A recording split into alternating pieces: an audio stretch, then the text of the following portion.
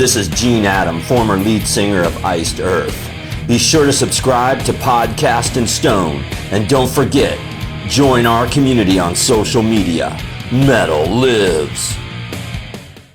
Ladies and gentlemen of the Iced Earth community, welcome to Podcast in Stone, the only podcast 100% dedicated to iced motherfucking Earth. Today I am joined once again, as always, with the incomparable Chuck Hoskins. Hey Chuck, how you doing, man? Jason, what's up today, buddy? Last minute podcast. I love the idea. I wasn't doing anything today, Right. so it's all good. It's a snow day in the UK, so nobody likes to leave the house. So you've got 50 and kind of rainy here today, so not bad. It's fucking -10 here. That's Celsius though. No one It's does cold. temperature like you UK people. British wankers, eh? Anyway, Right. we're off topic. Everyone, welcome to Podcast of Stone. Today we are discussing, should I say, Iced Earth's 9th. Fucking hell, we're at 9th already. 9th Right. album. The return of Matt Barlow, and the second half of the Something Wicked saga, and the story of Set Abominate. We, of course, are going to be discussing about Crucible of Man, released in 2008. Wow. Like, I'm just going to kick it off with just saying, I remember the evening when Matt was announced to return, and how I was just losing my mind over it. And it was Right. at the time of it was early hours of the wee morning, right? Because at the time I wasn't unemployed, so it was like early hours. It's like 2 a.m. and I got to go on the iSurf website because I didn't have Facebook at the time, or either I had Facebook or iSurf didn't. I can't remember. And it was kind of like, Matt is back. I'm just like, and I wanted to tell people, but there was nobody up. It was too late, too early in the morning. I was like, I need to tell someone. Holy fuck! But yeah, losing my mind. Losing my absolute mind, sir.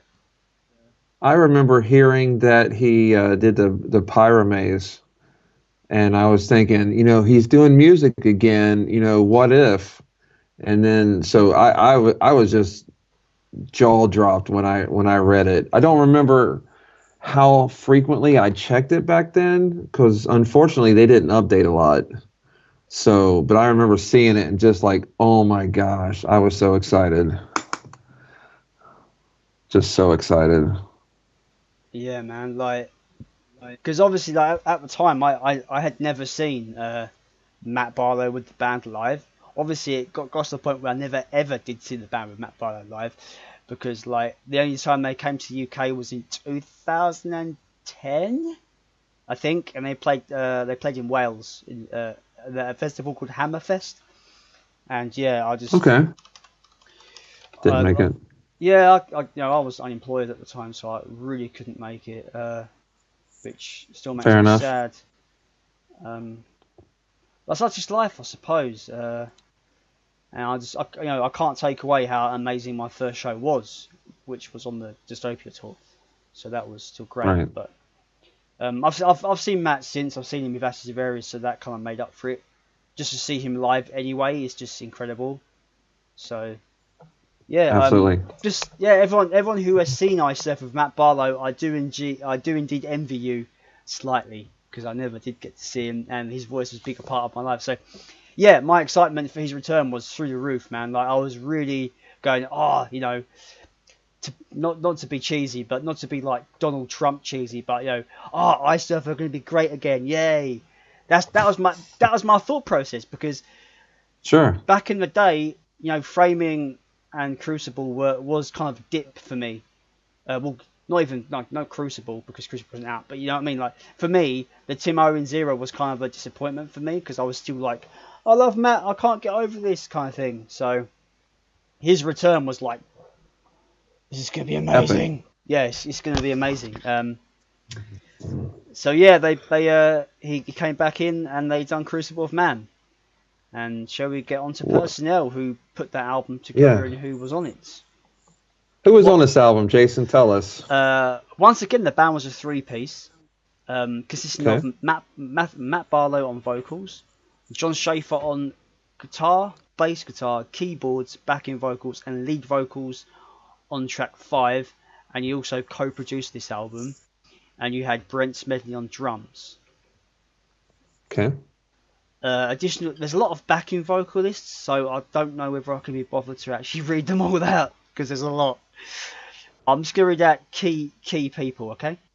Additional musicians: Dennis Hayes on bass guitar. He performed on tracks 3, 5, 6, 10, and 12.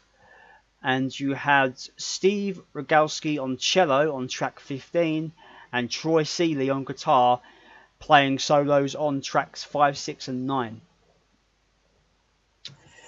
Jim Morris co-produced, engineered, and mixed this album. Cover art and inner sleeve art by Nathan Perry. Cover and inner sleeve layout by Felipe Franco, and inner sleeve art also done by David Newman Stump. So yeah, I didn't read out all the backing vocalists because there's a lot of them. I just didn't want to waste people's time because time is precious. So Freddie didn't play bass on this, but he was pictured on the inside. Was he? Yes. It's yeah. That's ironic. So. Because I didn't look at. Just a side note. Because I didn't look at that. I just took my violin out and played it. Sorry about that. That's all right. So yeah, did you want to kick off with your general thoughts, Chuck? You know, this is an album that I remember just. Unfortunately, there was such a build-up for it that I'm not sure anything less than a perfect album wouldn't have been a little bit of a disappointment. Like, I remember hearing it and just kind of being disappointed in the lyrics. Was my, and this was in 2008. Just, you know, there's some good stuff on here, some really good stuff on here, but repetitive lyrics would be the downside to me for this album. But there's some really good stuff on there, and it's an album that's grown on me over the last year, because ever since I've picked up the vinyl, it's one thing that vinyl does is it brings me to listen to the entire album, not just, you know, track 2, 6, or, you know, whatever. So when you give it that full listen, I've taken it in and enjoyed it a lot more, especially in the last couple months. I've probably listened to it 10 times in the last few months. So it's grown on me a lot, and I'm really glad I gave it that second chance around. I hope everybody that's listening will get it out and spin it a couple times and give it more of a chance. What are your thoughts, Jason? See, I think when I was younger and when it came out, it's 10 years old this year. Just for a quick note, 10 years old. I was 22 years of age when this album came out. I feel old now. Anyway, I remember getting it and being super hyped. And I think because I was so enamored, and I still am enamored by Matt Barlow as a singer. He's my favourite singer. I don't think that's a secret with me. I think people know that by now. So I think it all... For me, when I got it, I think I automatically loved it because Matt is back, right? For me now, for listening to it, like with my kind of older brain, I suppose, and like, you know, wiser ears, and without those rose-tinted goggles on, I think it's a case of just the album is, for me anyway, is incredibly lacking in every regard except vocals. I think the vocals are tremendous on the majority of the record. But I think I was telling Adam Ortiz on Skype the other day. I spoke to him on Skype and I said to him, you know, there's at least maybe 5 good songs out of this whole record, and the record's 15 songs long. You know, 15 longs. Can't talk. 15 songs strong, right? And I just think it's just some of the choices and some of the songwriting decisions on this record baffle me completely. There's points where they completely just rehash parts from the Coming Curse, rehash lyrics from the Coming Curse, repeat the same lyrics in multiple songs. Right. It's just a lot of it is compiled by very lazy songwriting, and majority of the songs follow a similar formula of riffy opening, clean vocals, big chorusy, repeat riff to end. That's usually what I've noticed with this record. There's a lot of repetition, and that doesn't make a good album. Yeah, Right. like most people, when there's a big riff in a song, and they go away from that riff and they play something else, and at the end they bring that riff back, it's usually really awesome. But I think the kind of the key riffs in a lot of these songs, they repeat so often that it just gets tiring, and I just find myself being bored. Like, I don't want to be negative. This podcast is not about being negative, but I can't help but feel incredibly disappointed with the majority of what is on display on this record. It's just incredibly mediocre, and the band could do better. And from what John told us, there's a lot of stuff on here that he wouldn't have written that way if he was in a better state of mind at that time. In that time, so I can understand John being under pressure through maybe SPV was giving him a bit of pressure to get the album finished. Obviously, he was going through a very dark time, so I do sympathise with John there. But yeah, as just a fan listening to the record, it's incredibly disappointing, and it's not an album I'll find myself putting on very often, if ever again, really, because there's like I said, there's a handful of great songs on here, but a handful of great songs doesn't make an hour-long album instantly great. It's just Right. I rate albums as a collection, and if from start to finish, if it just doesn't hold its own from start to finish, I can't give it a pass just because it's Iced Earth. And I definitely can't give it a pass just because it's Matt Barlow on there. And I think I was enamored, like I said, I was enamored by him back in the day when this came out, and I kind of gave the album a pass. I was like, but it's Matt Barlow, man, he's amazing, because I was eager for him to come back. I was like, he's got to come back. When the Alive in Athens DVD came out in 2006, and me and my mate came around, we watched it together, and I was like, oh, do you think Matt's gonna come back? And he's like, I don't think so, man. I was like, oh, he's got to come back. And when he did come back, I was literally like a little child, man. Like I was so over the moon. And yeah, I don't know, just the album just didn't deliver on. I think it was overhyped. When you hear the name Matt Barlow, you expect a certain thing, but obviously we got Matt Barlow. He's incredible on this record, but the music that he sings on is just not that great, and it's quite lazy and quite boring in places as well. So that's a bit long-winded. Well, I think as an Iced Earth fan, super fan, we come to expect greatness. You got Dark Sagas, you got Something Wicked, you got Storm Riders, Self-Titled, you got all these albums, and when everything's not tremendously awesome, there's a bit of, we're not the only two people that these two albums, that we don't love. We're not the only ones. John would tell you that. And, every band has those two load, reload type albums where, it's still really good. And I've got some very positive things to say about it. But I mean, the two Something Wicked, hindsight, I bet he probably wouldn't even have done it. Looking back, if he had to do it, I wish he would have just did straight. Those three songs on Something Wicked was amazing. They were perfect as is, and it should have been just left. He tried it, and there's some good stuff. Like I said, I just get tired of hearing about Minions and Walking the Earth, and I'm listening to it on my way home today, and I'm like, I know, Walking the Earth, the Wicked one. It's so repetitive. The lyrical content is incredibly they must repeat the same themes in every song almost. There's only a handful of songs that I generally really think the lyrics are quite are quite great, and I will get into that on the track by track. Yeah, Obviously, absolutely. There's some really good stuff on there.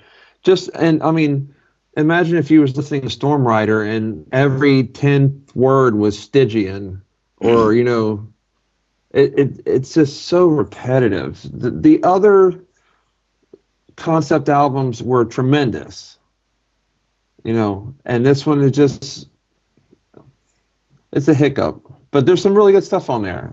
Let's get into that, Jason. To have just a quick note, I don't think this is better than Framing. I think Framing is the better album out of the two. As a story, I like the story, but I think it's been stretched thin here. Because I think John, maybe John was a bit over ambitious trying to stretch it across 2 records. I think it could have sat nicely on a 12-song album. I think as a completed concept. Right. Because like Storm Rider, like you were saying, it's a very deep story. There's a lot going on in that story if you think about it and you think about the songs. But he fit that on what? How many songs on Storm Rider? Like 9. 9 songs. That's the thing. 9 wonderful songs.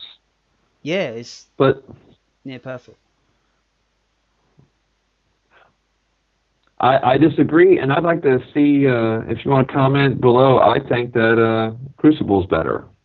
So post on there which one you like better, Framing or Crucible. I'd be interesting to see how that is at the end. So we always try to encourage no wrong answer on Podcast and Stones. So don't feel afraid to speak your mind, guys, because I wish I could enjoy this album as much as some people do. That's the thing. I wish I could, but everyone's different. Everyone's got different ears. What might sound good to somebody might not sound good to others. So let us know your thoughts in the comments below and hit subscribe while you're at it, because that's always good. Track by track. Okay, so you ready for track by track? Yes. Let's kick it off. I'm going to start off because I'm excited about this one. Okay. In Sacred Flames. All right. This is what an intro. If you have a musical intro, this is what it should be. This has an epic feel to it. It grabs you right away. It's so night and day between the intro to the first Framing. It's epic. It sounds like freaking Excalibur just got pulled out of a stone to me. That's what was playing. To me, this is a great intro, perfect length, just under a minute and a half. I think it's a great way to start the album. And if they played that at the beginning of every show as they're walking out on stage, I would love it. What are your thoughts on that? Yeah, it's pretty good. It's a pretty good build up. It's a pretty good crescendo. Like,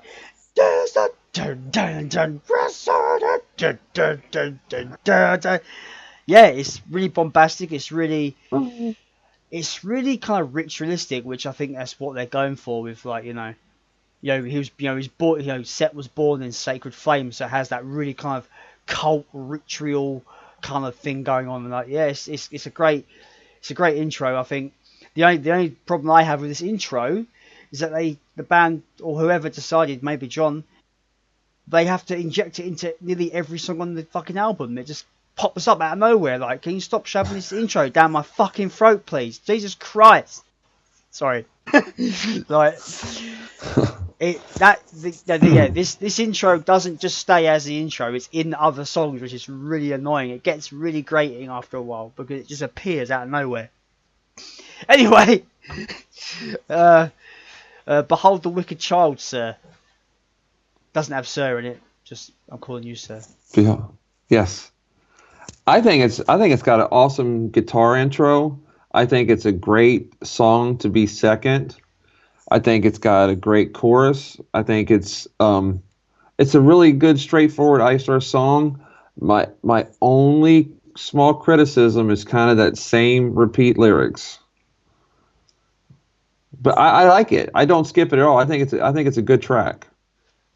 Now for me, I don't feel like I need to skip it per se. I like the guitar bit at the beginning, like and the bass sounds really heavy, like boom. Yeah. I think it sounds like that. First part of it's really cool. Barlow sounds amazing on it.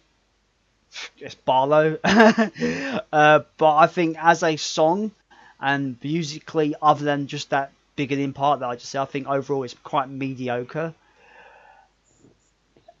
for me. And yeah, by the way, what you're saying about repeat, it's going to be thematic to what it's about, obviously. So you're going to have that kind of repetitious lyrics. I feel sorry for anyone who decides to listen to Framing and Crucible back to back, because you're going to be bombarded by them. Right. But yeah, I understand what you mean. Like, it's very. It seems to. I don't know. I don't know how to put it, Well, but I guess if you think of like Dark Saga, you don't hear the word the hunter in every song. You could have a theme and it be different lyric content, is all I'm saying. see, like, behold the Wicked Child, to me, especially lyrically, kind of wasn't that already covered in Birth of the Wicked in a way? Because Birth of the Wicked is about the birth of Set in a sense, and isn't Behold the Wicked Child like Behold Set? He is born. Like is that Right. am I wrong there? Like, someone correct me if I'm wrong. But aren't those songs technically the same now? Aren't they basically the same song? Moving forward. Am I wrong though? Like, please, someone correct me if I'm wrong. Honestly, if I'm incorrect here, But they just come across. It just comes across like, to me, especially lyrically, it just comes across as Birth of the Wicked rehash.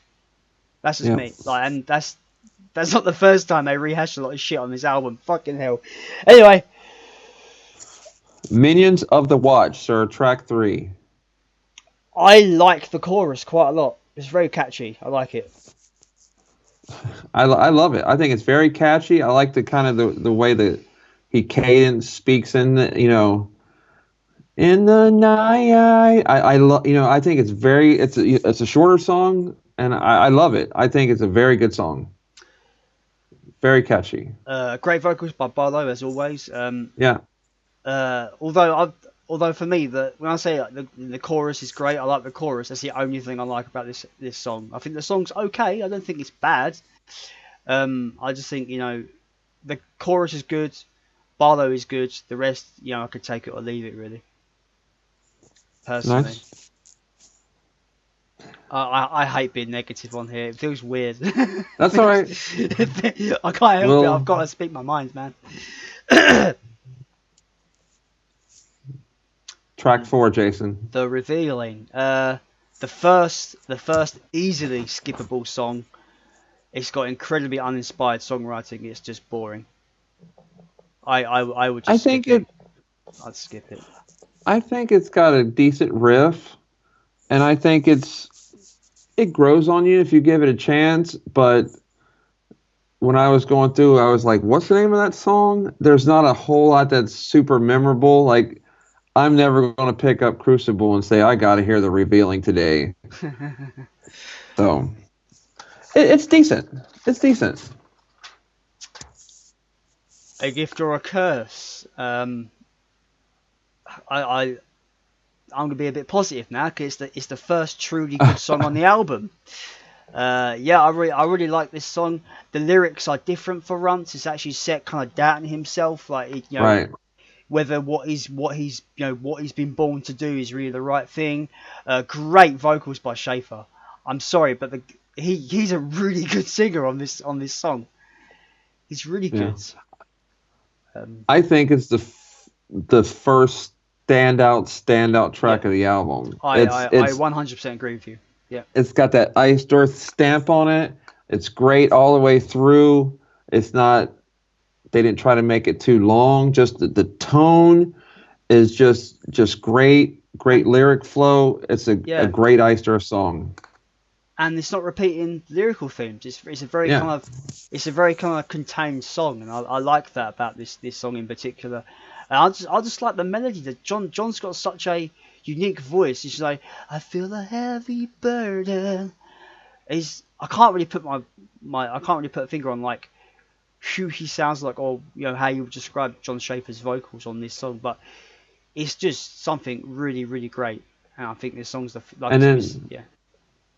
And then Barlow comes in towards the end with his part, and it's just their two voices just blend great. And it's a great song. And if you think about it as well, those two voices kind of sum up what the song's about. He's conflicted, isn't he? So he's probably got two voices in his head, like one part saying, "Oh yeah, you're born for this. This is what you got to do." Man has to pay for what they've done. And there's the other side of him saying, like, is this really the right? Am I meant to do this? Is this the right thing to do? And that's what I love about when Iced Earth write a good song. They write a good song, and this is an example of that, I think. Couldn't agree more. Crown of the Fallen, track number 6. Decent rocker to me. It kind of doesn't stand out. For me, I like the opening riff. I think the chorus is decent, but I think it's just let down by an average song overall, unfortunately. Like the majority of the album, it follows that cool opening riff, big chorus, repeat the riff again over and over again, end of the song kind of thing. It's just that, like, for me, the album kind of follows that same formula for the majority, and it gets a bit tiring after a while. Speaking of like repeating formula over and over and over again, the Dimension Gauntlet. The Dimension, I think it's got catchy guitar work, and I think it's a bit underrated. To me, I'm not sure if it's my sleeper of the album, but it's underrated. I think it's good. This song makes me angry, Chuck. It makes me so angry. It's so skippable. Like, I don't know. I was just that the riff in that it basically repeats to the end of the earth is boring in my opinion. Yes, I just think it's boring. They rehashed the lead guitar from the end of Coming Curse. It's like, can you think of anything new? Like, for fuck's sake. Like, I like nods to like the past and that, feeling nostalgia and stuff like that. But Iced Earth are better than that. They are. Like, John Schaefer is better than that in terms of, he's in his own words, he's a riff factory. Do you know what I mean? Like, come on, man. Right. It's just lazy songwriting. It's probably one of the weakest songs on the album for me. It just feels lazy and just uninspired. God damn it. It's like, it makes me so angry. Walk Alone. I think it's I love this song when it first came out because I was obviously enamored by, like, yeah, Barlow is back, yeah, like losing my mind over it. I think it has some of the best lyrics of the album. In the sense that it's set talking about humanity and stuff like that. I think it's actually got some really cool lyrics. It's just like, I am the truth, I walk alone. I like that kind of stuff. But I think the song, musically, the song's rather average. You're gonna hear that a lot. You're gonna hear that a lot from me today. I'm sorry. I think it's a good track. I don't think I got the single before the album. I think I got the album first, so I didn't hear that. I heard it all as one. And I think it's a real. I got this before the album came out, so I heard the single before the album. So I like it. I think it's.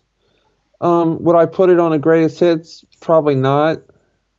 But I think it's a really good song that I think if Tim would have still been in the band, I wouldn't like it as much. I think Barlow owns it. Just that Barlow stamp on it. I think it's a really good song. Quick, one thing I forgot to mention. Brent Smedley, I think his drums are awesome on this song, by the way. It's kind of very kind of technical, kind of mid-pace kind of drumming. I quite like it a lot. Harbinger of Fate. What do you think about that one? It's the second good song on the album. Matt sounds fucking incredible on it. And Troy Seeley's guitar work is killer. Like, yeah, it's really good. I really like it. I really like it a lot. It is my second favorite song on the album. I think it's it's a great Iced Earth song that it kind of stands alone. It doesn't have that it's in there lumped in with the other two albums type feel to it. I think it's definitely a highlight on the album to me. Yeah, I forgot to mention that I Walk Alone is one of those songs of the album that kind of breaks away from that formula that I've been mentioning, which is nice. It kind of does something a bit different. Harbinger of Fate is the same. It kind of breaks away from the boring formula that has come before it on the album. Like, it's a bit different, and I quite like that. Yeah, it's good. Number 10. Crucify the King. Crucify the King is fucking awesome. It's man, it's awesome. It's so good. It's the third good song on the album for me. Obviously, it's heavy. Yeah, it's got that seven-headed horror Iced Earth heaviness. I wish. I mean, we've talked about, you know, John going through some stuff, and he had a lot of personal issues while these two albums were being made. This is if he would have kind of brought back in the burnt offering side of being in a bad place when he was writing. This is that dark, just heavy. I mean, it's just it's brutal. And again, I couldn't see Tim pulling this song off like Matt does. It's just, it's my favorite track on there. I think that Stu would own it live. I think this is one of the most underrated songs in the entire Iced Earth catalog. I'm just looking at my notes for it, and it's just like my notes. This is basically my notes. Awesome riffs, dark lyrics, intense vocals by Matt. One of his best performances, period, for me. Like his performance is fucking incredible. I love the chorus. It's heavy as fuck. It is the first incredible song on the album for me. So good. Fair enough. So good. My standout on the album. And unfortunately, track number 11, The Sacrificial Kingdom. It kind of goes back to that decent song. Not horrible, just decent, kind of catchy. I wish it would stand out. Like, it's got potential, but they just, I don't know. It just didn't stand out a lot for me. I think it stands out solely on the basis it probably has one of the best choruses on the record. The chorus is great. I love that chorus. It's a very traditional Iced Earth singable chorus, and I really like it. Matt is once again great on it. Obviously, the only negative note I have is it goes back to following that similar formula that the rest of the album does, which is it just repeats and repeats and repeats. And I just can't get over that. The whole album does it, and it really winds me up, more or less. Something Wicked Part 3. Oh, God. I like it. I think it is very Iced Earth. If you trim some of those ho-hums, this is a standout to me. I think it's incredibly boring. It's another skippable one for me.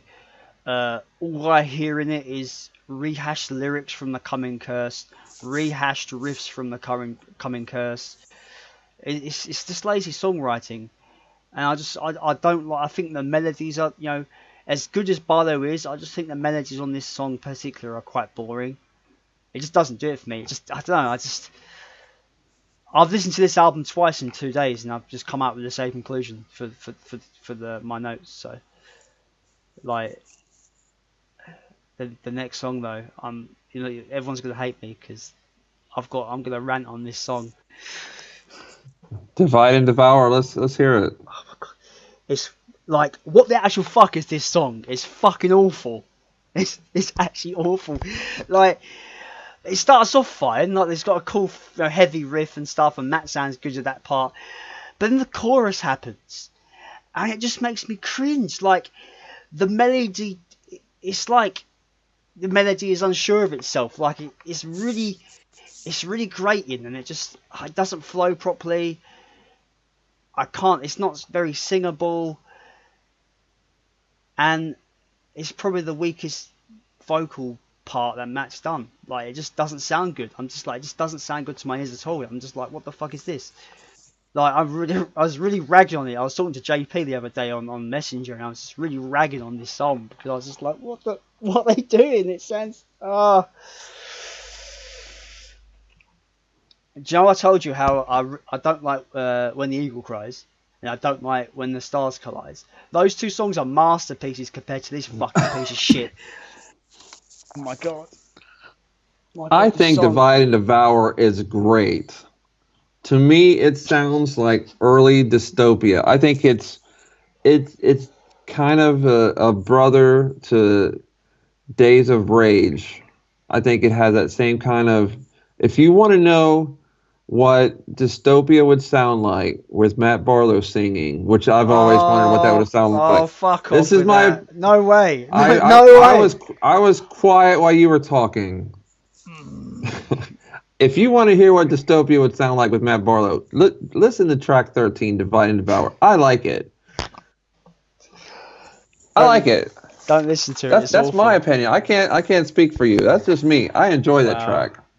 Well, we've never clashed on stuff like this. it's great.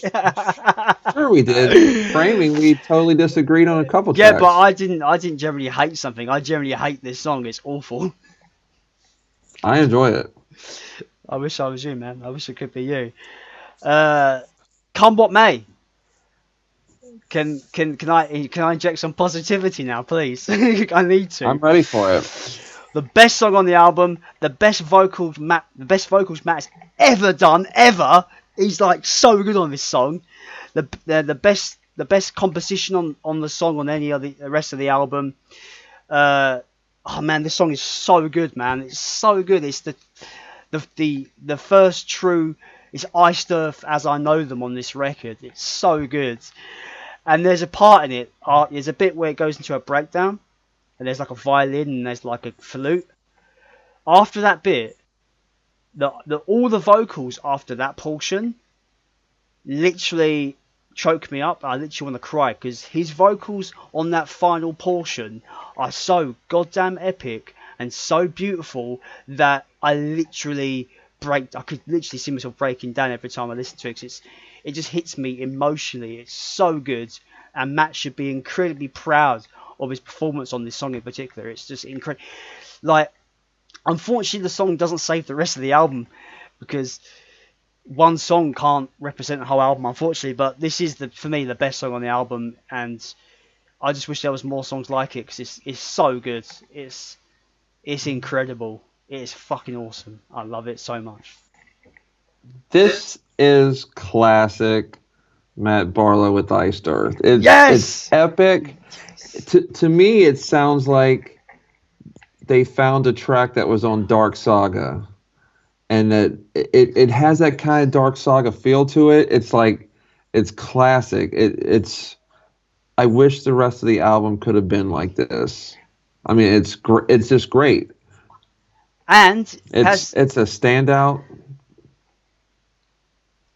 Go ahead. Oh, sorry, I was going to say, and it has a great lyrical theme of like, right. Evolution has stopped from mankind, but do they have what it takes to survive? Like, I love the whole, it's up to us to, decide our fate and all that bullshit. Like, I love that, and I think Matt portrays that message so well, and it's so emotional and so heartfelt. It's just, I love it. I listened to it today. It's great. I listened to it about 8 times today. Like I listened to the album once, and I listened to that song like 8 times. Like, it's to me, it's the song. If someone goes, "Who's Matt Barlow?" I'm like, listen to "Come What May" by Iced Earth. That's who Matt Barlow is.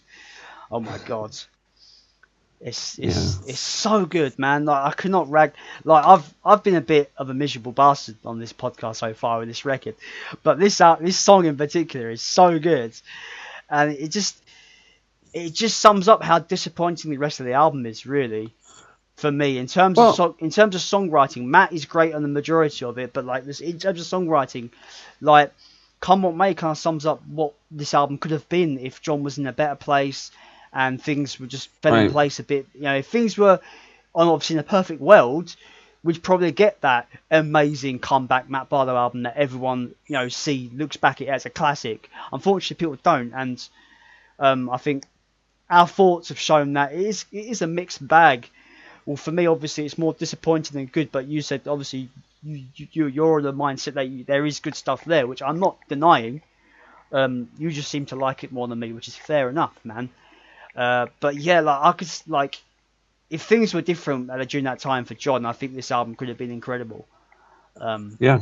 But unfortunately, life is a bitch, and life happens, and tragedy happens, and it's just never a nice thing to have, especially when you've got a workload, which obviously John's been married to this band since his inception, so he was obviously trying to juggle this album and deal with personal issues as well, which is not a nice thing to have to deal with all at once, I can imagine. So, but yeah, Come What May, it's the song on the album for me. It's just so incredible, and it once again. There's one more track, Jason, the outro.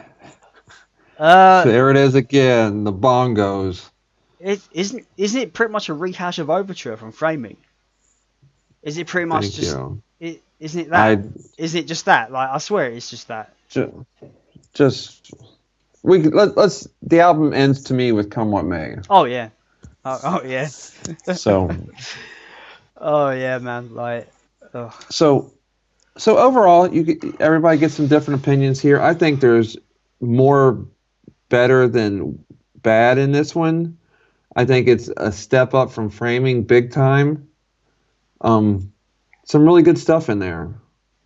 Unfortunately, it's also the end of Barlow again. And I remember there was also just a huge disappointment. I'm like, this is happening to my favorite band again.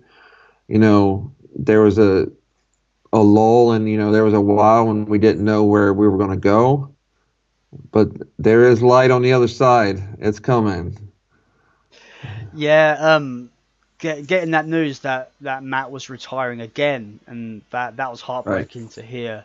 Obviously, we've heard from the man himself why that had to happen, and we respect him for that. He has to do what he's got to do for his family, and that's really, we really can respect that. As human beings and stuff. So, as fans, it was heartbreaking, but as human beings, as people, we can understand his reasons there, and it seems like he's gone on to do some great things as well. So it's all good. At least he's still making music, and he's got 2 things coming for us this year. So I'm excited about that. Oh man, 2 things. People are going to lose it when they hear Sentinels. Oh mate, we're lucky enough to have heard the Sentinels record, and it's amazing. We've not heard all of it though, Chuck. We got early access to a piece of it. Some of it. A good filler. Anyway, don't think we should disclose that, but oh well. We didn't share it. We yeah. It's up to you. We didn't share the music. We just said we heard it. It's great. They're going to be okay with that. Let's show some collections here. Yes, as always. A side note, we haven't talked about this. This is maybe one of my favorite covers to date. I love this Crucible cover is amazing. I remember I lost it when I saw it. Oh yes, it's my favorite. Ironically, it's my favorite artwork of any album from my stuff. I just when this was unveiled in 2008 before the album came out, I was like, yes, all of the yes. It basically it couldn't sum up the album more though, could it really? Because that's what Set's gonna do. Is the fall of mankind. That's his plan, and that's what they keep reminding us in every song on the album. Now, here's the inside picture, and I'm going to show off on this one a little bit. And I'm very proud of this. This is autographed by the entire band there. King Matt himself. I love that. When did you meet Matt to get that signed? I sent it to him. Oh wow, okay. Go ahead. Yeah, I've got the regular digipack. It's like, I love the artwork is so good, man. If I could get a poster that's not folded of this artwork, I would have it framed on my wall because it's my favourite artwork. Like it is a great. So good. Do you want to carry on? What else you got? Well, I have I have the 2-disc version on the way. Should be here any day now because I have to have the jewel case because I'm not a fan of digipacks. Yeah. Once again, like Scarecrow Records in Mexico, they produce these really high quality, under license from SPV, super high quality special 2-disc versions that come with the I Walk Among You EP. They also come with this really cool folded, but really cool, but it's folded, but it's really cool, but it's fucking folded, really cool poster of the band lineup, of the touring lineup. Should I correct myself there? Yeah, touring lineup. Yep. It's a cool little nice addition in an album to get. I wasn't expecting that, but it's nice to have that. I've got the regular jewel case version. Nice. It's surprising that I've got so much of this album, considering how much I don't like the album. It's quite ironic. Usually when I listen to this at home, I like the vinyl. I think it sounds great on vinyl. Now, I do have a question for you on vinyl. Is yours pressed incorrectly? Because mine is. Oh, that's right. You told me about that. Yeah. What was your question?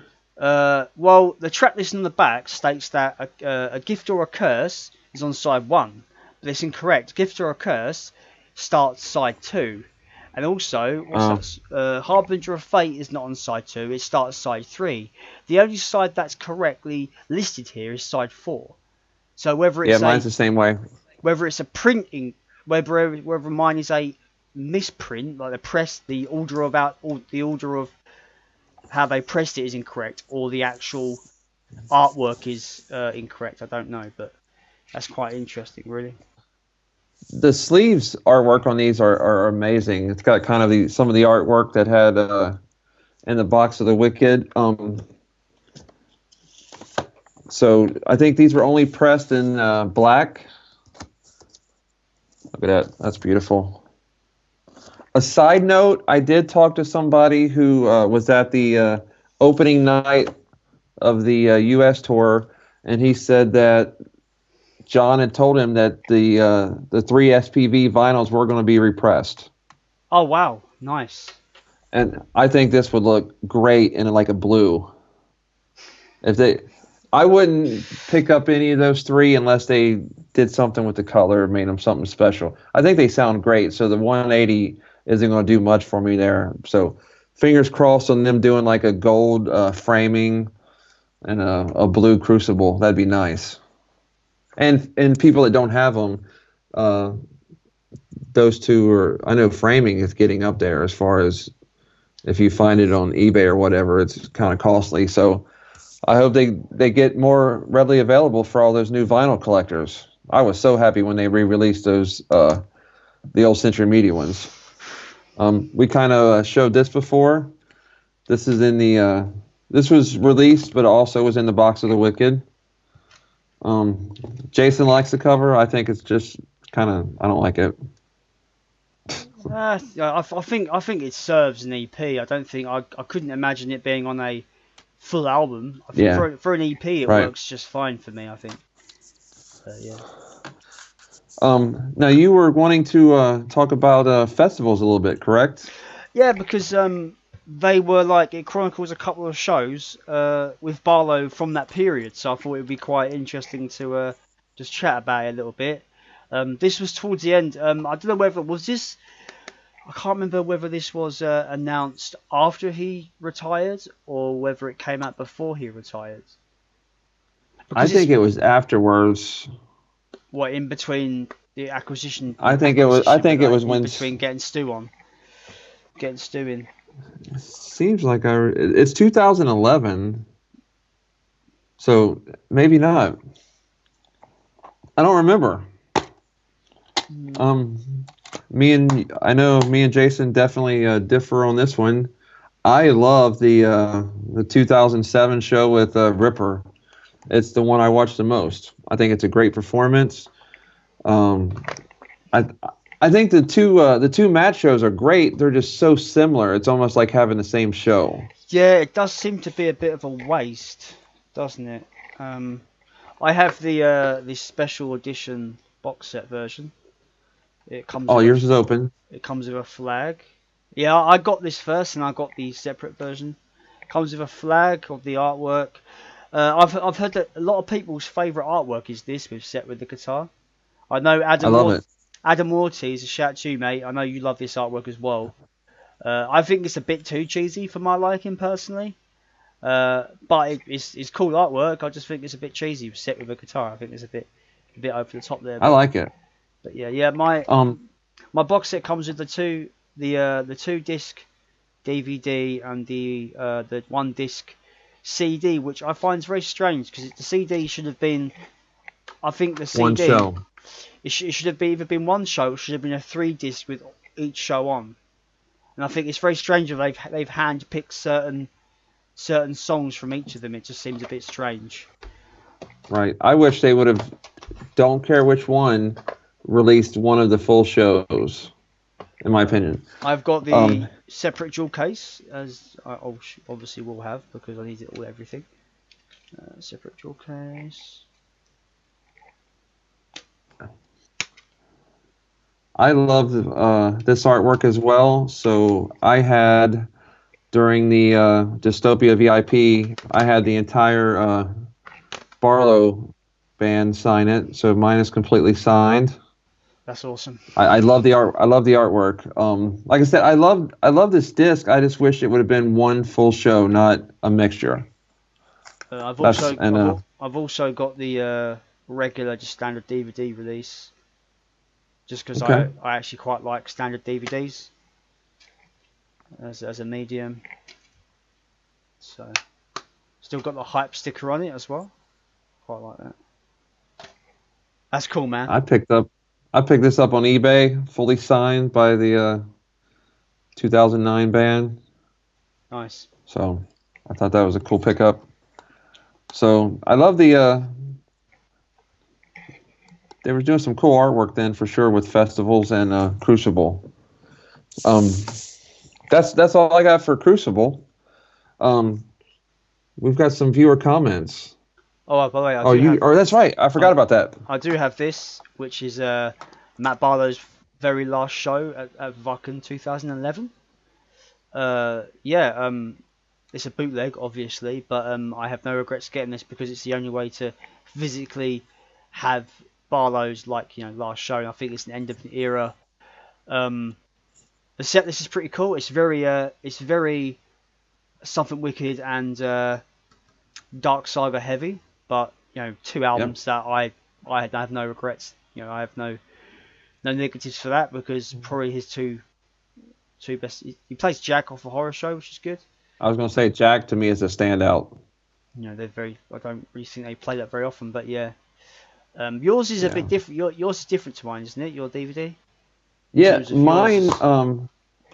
Mine I got from a different company, and I just had my friend make a copy of the cover. So mine I didn't buy the same as yours. Yeah, mine seems to be a bit more, put more time in. Officially unofficial. Yeah. Yeah, yours looks better. And it's incredibly watchable. It's not bad at all either. Really. Oh, yeah. It's pro shot. Yeah. If you look on YouTube, there's actually 3 songs from it that is like pro DVD quality on there. Yeah. So and it's cool to see Matt's goodbye to the fans. I'm glad it wasn't like a half-filled club or something. It was a great standout. Anybody that hasn't seen that deserves to go check out, the farewell to Matt. It was done very classy. End of an era, though. End of an era, you know what I mean? End of an era. Absolutely. And you know what's ironic? What's really ironic for me is that my guitar player in my band, he went to this.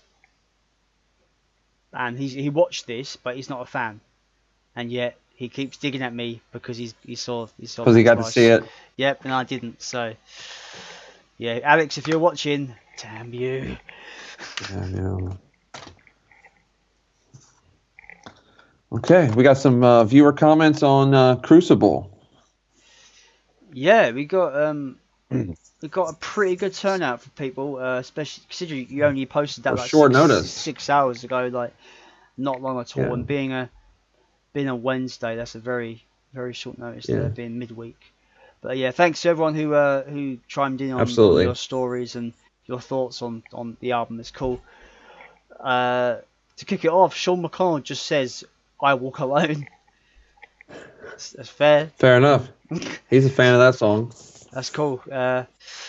John Baylor says he loves the Matt Barlow's return.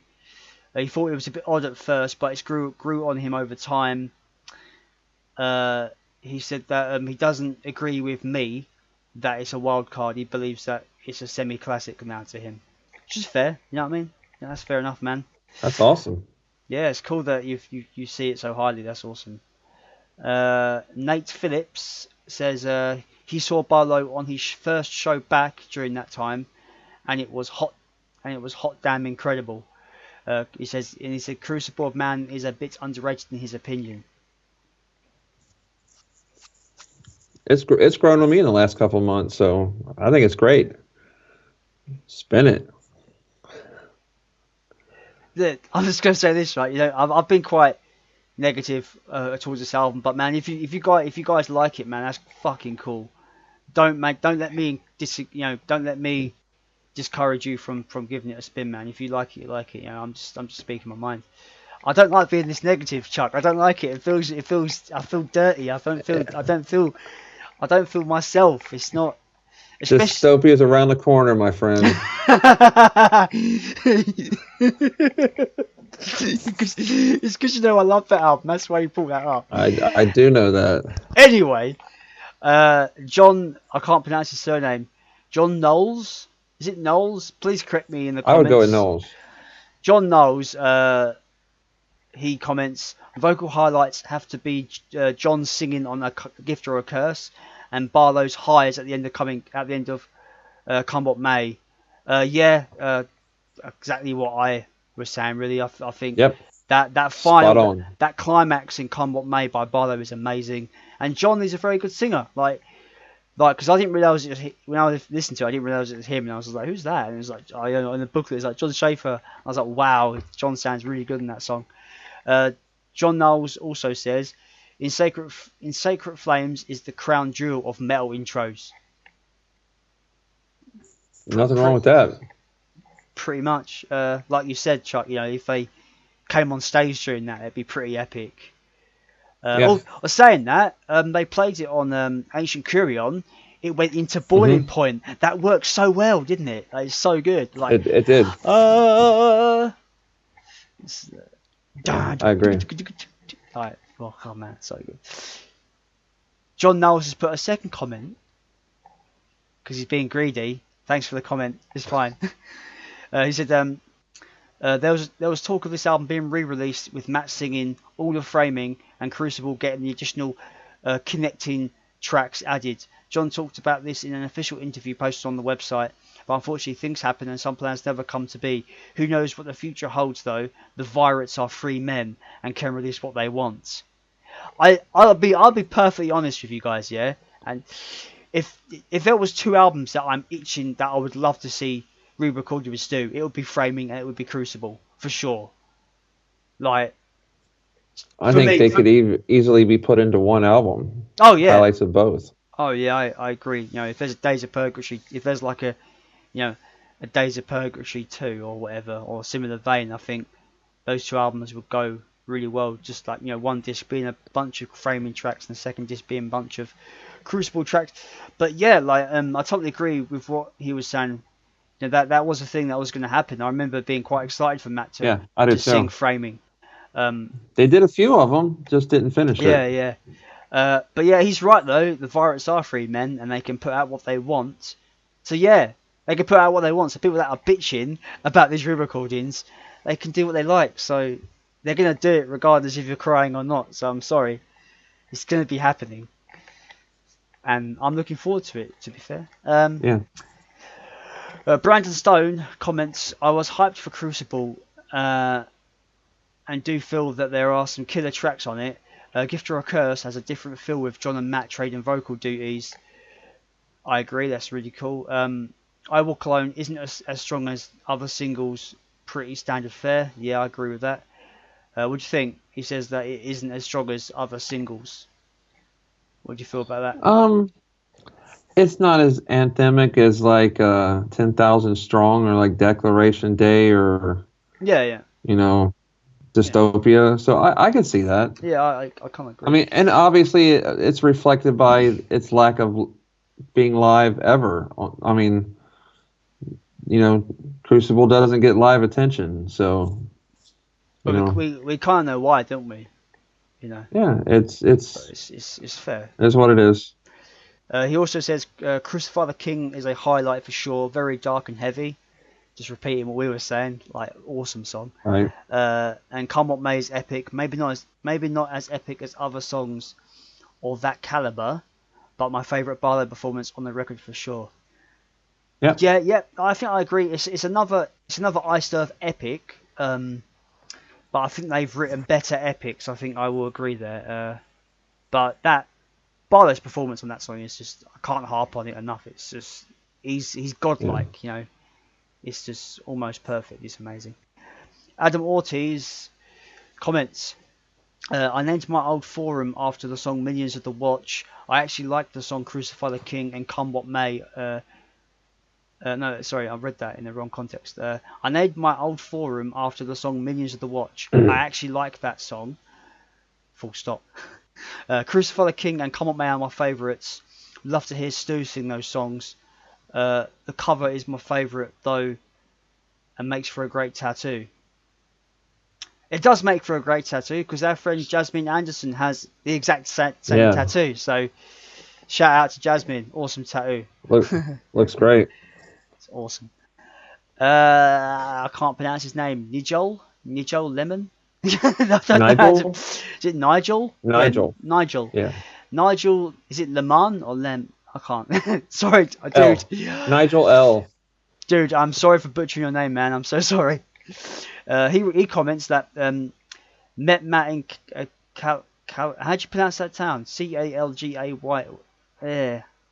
I'm terrible pronouncing. You should have done this, Chuck. I'm terrible today. I'm not reading it. I don't know.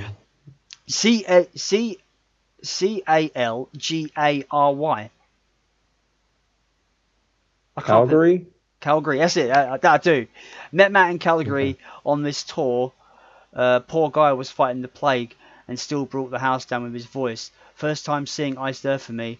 I was bummed he left Pyramids. Immortal is still one of the best metal albums ever created. To return and perform on this album, it has since grew on me. Come What May, Gift or a Curse, and I Walk Alone were the standout tracks, but now I fully enjoy the album for what it is. That's fair enough, man. That's cool. Right. See, there's a lot of. So far, there's not been one person that has agreed with my overview. That's fair enough, man. Everyone's gonna be different. Philip Dunnells, I can't pronounce his name. Dunnells? Is it Philip Dunnells? I'm gonna say Philip Dunnells. I do apologise for pronouncing your surname wrong. I actually prefer this album to Framing, and I feel like I'm probably the only one who thinks that way. Matt is a beast, as always. I Walk Alone, Behold the Wicked Child, Sacrificial Kingdoms, Crucify the King are my favourites. That's fair, man. That's cool. Nice. It's great. It's great seeing people enjoying this album. Like I keep saying, I wish I could enjoy it like the others, but unfortunately. JP Kipriani comments, unfortunately, this album is my least favourite in their entire catalogue. It is just too drawn out and with insufficient content for 15 songs. The only true highlights for me are I Walk Alone and Come What May. Although I must say, In Sacred Flames is a great opener and will fit well in an Iced Earth setlist today, or simply as an encore opener. as it was for Live Nation Carry On. I also quite enjoy the bass drum and riff in the opening of Minions of the Watch, and of course Matt's vocals are great. Is more along the lines as me, where it's a bit, it feels a bit of disappointment. I will say that this album is on the bottom of my list for album rankings for me. David Emsley comments, Matt is insane. Love I Walk Alone and Come What May. Crucify the King, while kind of repetitive and derivative, so goddamn catchy. That chorus, and hey, it's better than Glorious and Framing. Ooh. I love to hear people. Oh, better than Glorious. That's a statement. Touche, David. Touche. But yeah, that's cool, man. Touche, man. Touche. That's cool. That's cool that that people are gonna have different opinions, man. I love our community, man. I love hearing it. Absolutely. Cool. It's so cool. Jasmine Anderson, we just shouted you out, but hello. She comments, love the album, got the cover tattooed. Yes, she did. And it's like fucking awesome cover. And she's got an awesome tattoo. Great tattoo, yeah. Represent. And you kind of commented that. you commented saying, that's a sweet tat. I did. And Chuck Hoskin comments, sorry. Who's this Chuck Hoskins guy? Is he new? Ban him. Okay, I will. No, wait, apparently he's admin. How did you become admin? I didn't approve this. Christopher Lofson comments, Matt and Come What May is the only good thing about this album. Horrible song structures, repetitive, and the story is getting worn out. I mean, listen to the last part of The Revealing. That is John running out of ideas. I totally agree. 100%. It's so lazy. It's rehashing the common curse. Oh my god. Thank you, Christopher, for basically saying what that is totally it. It totally is John running out of ideas right there. John Schaefer, if you're watching, don't take offence to this. You know, I'm just speaking my mind. Don't come to my house and break my kneecaps, please. Please don't do it. Please don't come and claim your test press back. I kind of like that test press. I want to keep it. That's funny. Anyway, I'm getting off topic. But yeah, great comment, Christopher. I agree with that last part. Douglas Rosanna comments, lots of great riffs on this record. Weird song arrangements that don't go anywhere, unfortunately. It sounds killer. Crucify the King and Come What May are highlights for sure. Love the baritone guitars, and of course, Matt's return is awesome. I agree. I definitely agree with the whole arrangements claim, because he's got a point there, because they are very odd for Iced Earth for the most part. Yeah. And Richard Clark, the last person to comment here, he comments, Sacrificial Kingdoms is a beast of a song, and it should be played live more often. Not much more to say. Fair enough, man. I would love to hear that song live. That would go down great, I think. It's got a massive chorus. I think that'd go down really well. And Richard, thank you again for the artwork for our YouTube page. Do you have a card handy to show people? Oh wait, I do. Yeah. Richard Clark, you're a beast, Richard Clark. Look at that. His artwork is amazing, and I got business with his permission. I got business cards made with his artwork on, just to let people know that I did ask permission before using his artwork, and he was more than happy to let me use it for these business cards. So yeah. Thank you, Richard. As a little keynote, I have sent a bunch of these to Bill Owen. Bill Owen is going to the Atlanta show, Iced Earth show in Atlanta, so he will be giving these out. So, you know, you might be able to get one if you're lucky. if anyone from Atlanta are going to the Iced Earth Atlanta show, but yeah, I don't know how I'm gonna get these to people because Iced Earth aren't touring here yet. But I'll be going to Bloodstock and I'll be meeting Luke Appleton there this August. So hopefully me and Luke will be able to hand them out to people and get people joining our great community on Facebook and of course our wonderful community on YouTube. But yeah, Richard, thanks for the artwork, man. Yeah. I just want to say thanks for everybody that gave their. That's one of my favorite parts of these episodes is hearing people's feedback and just hearing how their album has affected them. Or definitely some similarities as far as Come What May and Crucify the King, and it's. I mean, we're not alone. I mean, a lot of people kind of had the same. I just love this part. And thanks to everybody that takes the time to participate. I really enjoy it. Thank you. It's really humbling to be able to build a community, and that community kind of like takes over and just does this thing that our page, our group is about, just discussing the band and contrasting opinions, and even though like everyone's got different opinions, but nobody's fighting over it, which is wonderful. Everyone's kind of respectful of everyone's opinions. I know I got a bit harsh on Divide Devour when you were talking about it, Chuck. I do apologise, but I was in the heat of the moment. I was in the heat of the moment there, so I do apologise. Like if I was rude at all towards what you were saying. Your opinion on that song matters not how many times I play it, sir. Yeah, whatever. That's the thing. Like, but I thing is, like, no matter how angry you may be towards a song and stuff, I've seen people disagree on our feeds. Like, so since we put this group together, there's been so many contrasting opinions, but nobody's argued aggressively towards each other. Everyone gets along. Everyone just has a nice, happy discussion, and it's lovely to see when you've built something like this. And you just I can be busy with work and not be able to check the group for like 2 days. I go on the group, I've missed all these feeds of people just chatting, and it's just wonderful to see. And the fact that our group's like 650 members now, like, wow, like where did these people come from? I've said it before, it's my favorite place to be on Facebook. It's a lot of times the reason why I pick up my phone. So continue on, people. I love it. Yeah, thanks a lot, everybody, for your continued support and continued activity on the group. It's awesome. That's it, buddy. That's all I got. Hit subscribe. Yeah. If you go to, if you're in the U.S. and you go to a tour, if you're standing in line for a couple hours, tell people to check us out. I told a lot of people at the show the other night, so spread the word. Stay tuned for on Facebook. I'll be doing a giveaway very soon, or a trade, or I don't know what I'm doing yet. So we'll see. I'll see what I'm doing. Maybe trade. I've got something to trade with someone. But yeah, keep an eye on your Facebook, on the Facebook group, because I'll be coming. I'll be coming at you with a.